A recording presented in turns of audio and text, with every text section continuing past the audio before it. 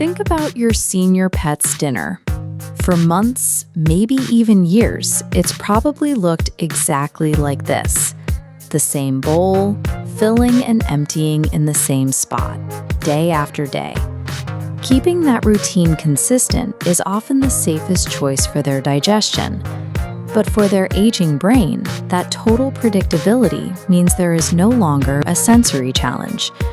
That is where we can introduce the Sniffari. It is a simple scent game designed to take the food they already eat and turn it into a daily mental workout. Before we set this up, look at this checklist.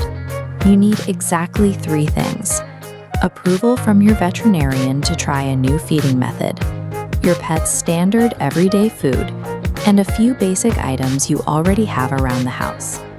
You don't need to overhaul their diet to keep their mind sharp. You only need to change how that food gets delivered. Step 1 is portion control. Start by measuring out your pet's exact daily allotment of their normal kibble or wet food. Avoid the temptation to mix in new, high-value treats or exotic proteins to make the game more exciting. Sudden dietary changes in senior dogs and cats can trigger severe digestive upset or even painful conditions like pancreatitis. By using their standard food and dividing that single meal into smaller puzzle portions, we maintain strict control over calories and prevent weight gain. The goal is to change the experience of eating while strictly preserving the biology and safety of the diet they are already used to. Now let's look at your physical environment. You need to audit the room to make sure it is accessible for an older animal. If your pet has arthritis or joint stiffness, keep all the scent locations on a single floor. Stick to rugs or carpeted areas that offer high traction, and avoid stairs entirely. This diagram illustrates our strategy for a pet dealing with vision loss. As their visual field shrinks, they can rely entirely on scent to navigate the space safely. This brings us to the golden rule of enrichment for senior animals.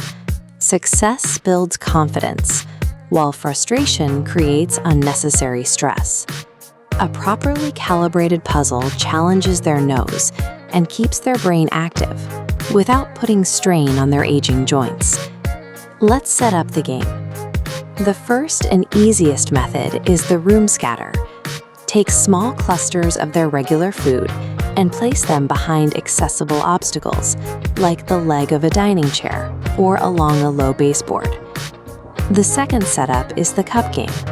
Hide a few pieces of kibble under lightweight plastic cups. To get the food, your pet has to figure out how to gently nudge or tip the cup over, adding a layer of physical manipulation to the process. The third method uses a snuffle mat, or if it's safe outside, a patch of short grass. Scattering food into these fibrous textures forces your pet to actively part the material with their nose. This extends the duration of sniffing behavior. Each of these methods changes a physical environment, forcing your pet out of autopilot and into an active foraging state. Once the environment is set, release your pet into the room and watch their initial reaction. This chart explains a biological phenomenon known as contra-freeloading. Notice how the earned food pathway triggers a higher dopamine and reward response compared to the free food pathway. Many animals actually prefer to work for their meals. You will know the session is working if you see sustained sniffing, intense focus, a wagging tail, and alert body language. However, if your pet gives up, walks away, or shows visible signs of distress and confusion, the puzzle is too hard. If that frustration occurs, step in immediately.